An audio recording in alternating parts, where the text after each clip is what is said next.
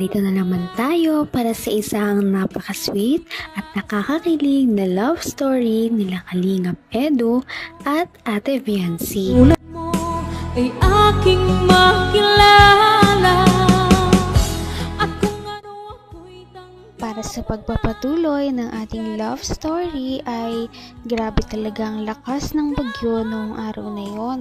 Kaya panigurado ay baha na naman sa bahay nila Ate Viancy.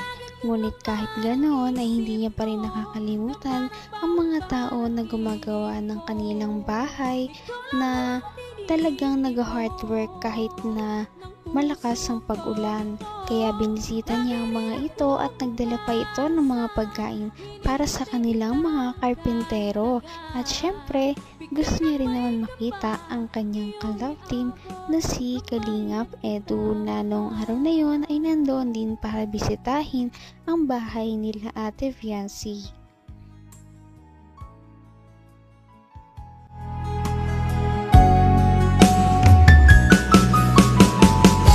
ang nais ko lang. Yan.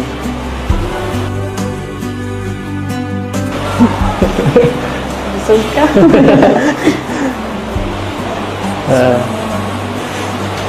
Na-stun ka. Na-stun.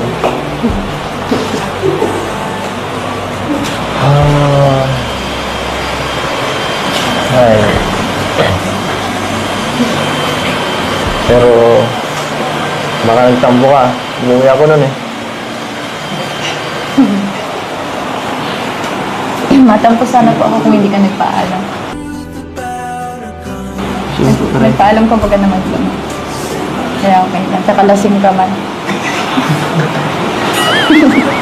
Hindi ako lasing. Hindi lang talaga ako.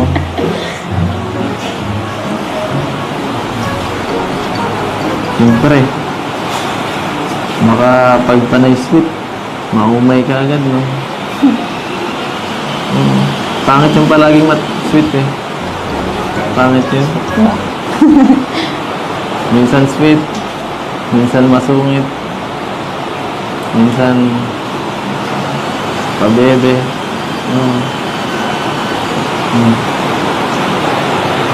Minsan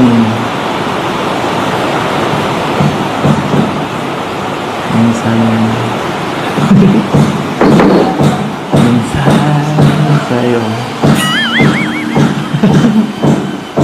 Uy.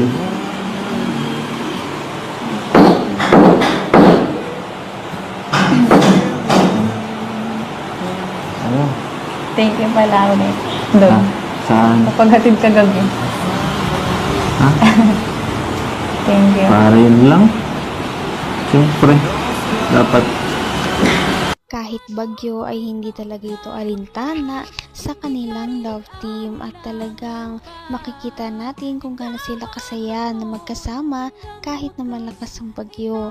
Nag-uusap lamang sila ngunit kontento na sila sa oras na mayroon sila ngayon dahil minsan na lamang sila magkita dahil nga may pasok na rin si Ate Viancy at busy. At palagi. For hope for a mundo. Saya naman ako eh. Kasi ako pag nahatin ka. Kulang pa nga eh. Gusto ko mga 2 hours eh. 2 hours biyahe. Balikan.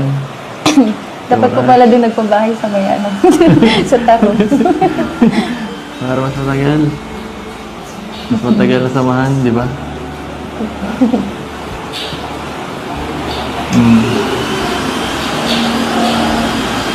Ang bumbuhay na akong driver na yun.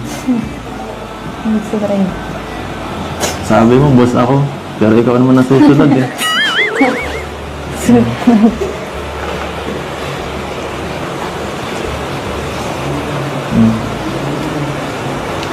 Ano masasabi mo?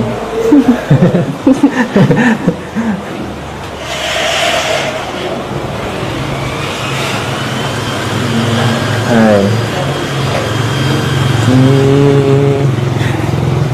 Ganda naman dito sa kwarto niyo, no? Nakaka-relax dito. Siguro lalo na pag natapos na to, sobrang ganda nito pag may ano, kompleto na lahat. Ano po, siguro. Ang ganda na nga Gusto po. ko Hindi tumambay natapos. dyan. Gusto ko tumambay dyan. Ang ganda. Huwag ka lang tatalon dyan. Mataas yan. Hindi ko na kumatalon. Mataas yan. Hop. Ay. Saan ka ba nakatingin dyan? Ay. Kaya-hiya ka. Bahala ka. Marami din ang excited sa paglipat nila Ate Biancy dahil kung makakalipat siya, ibig sabihin ay mas malapit na siya sa bahay nila Kalingap Edu. Kapag nangyari yon ay lagi na siyang makakatid sundo at malagi na silang magkakasamang dalawa, kaya excited na si Kalingap Edu na magawa ang bahay. Kita mahal. Uy!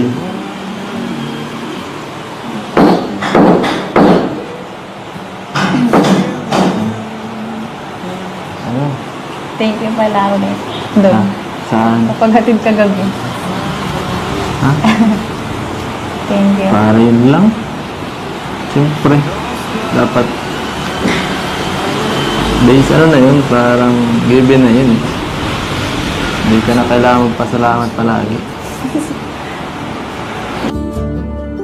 For hope or mundo. Saya naman ako eh. Kasi ako pag nahatid ka, kulang pa nga eh. Gusto ko mga 2 hours eh. 2 hours biyahe, balikan. Dapat po pala din nagpabahay sa may ano. Sa taro. Para mas matagal. Mas matagal na samahan, di ba?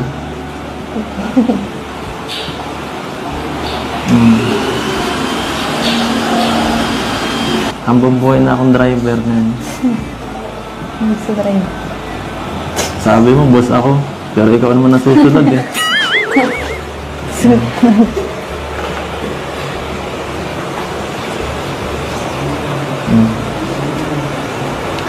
Anong masasabi mo?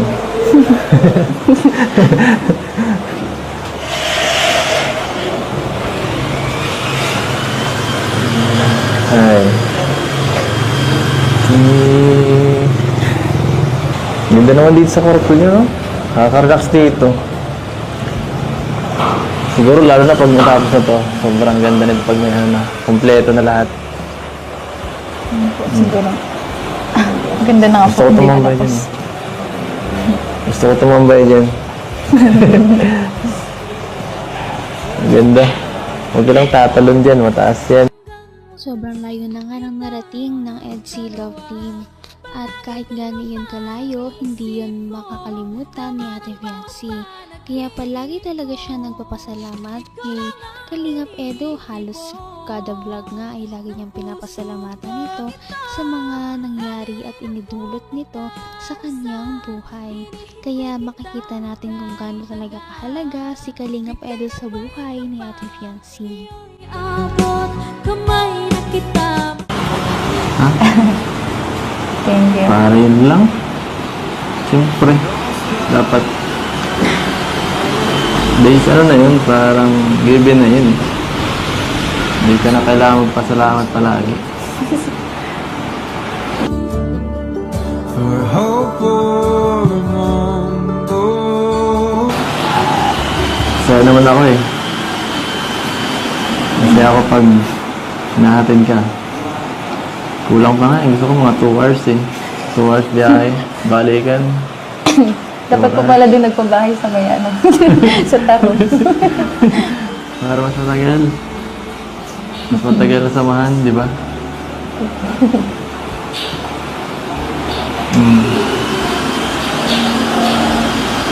Hambang buhay na akong driver na.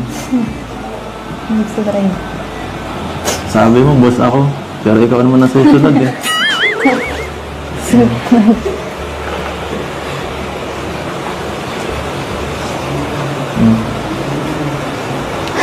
Anong masasabi mo?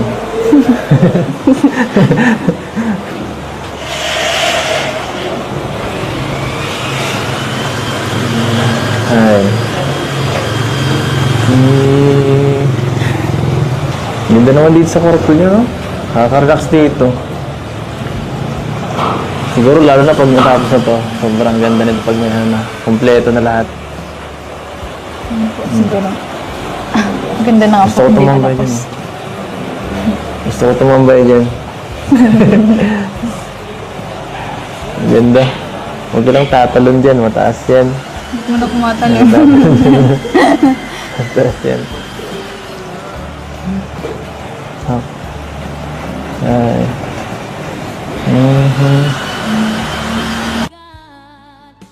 Ito na talagang lahat sa nalalapit na paglipat ng bahay ni Ate Fiancé.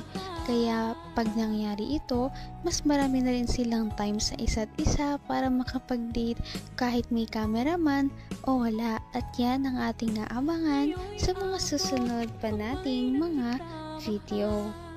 Abangan pa natin ang mga kilig moments nila. Napaka-sweet talaga nila at napakabait ng tambalang ito kaya maraming sumusuporta.